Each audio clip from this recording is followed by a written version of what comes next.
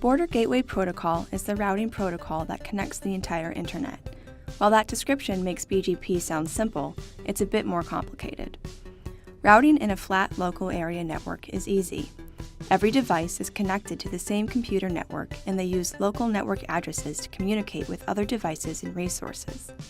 If Node A wants to connect to Node B on the same LAN, it can do so directly. Once an organization has more than one LAN, it needs to connect all of the LANs. So, if Node A wants to connect to Node C on a different LAN, the request must go through a router, which forwards the request to the network on which Node C is connected. This type of routing is relatively simple and can use various internal routing protocols, including internal BGP.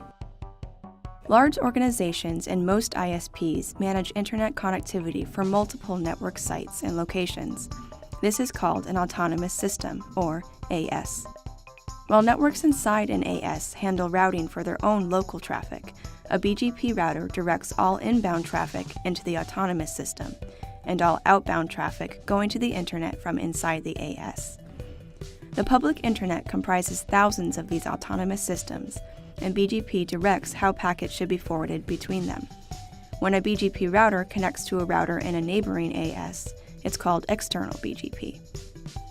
Each BGP router contains routing tables it can use to find available paths on the global Internet.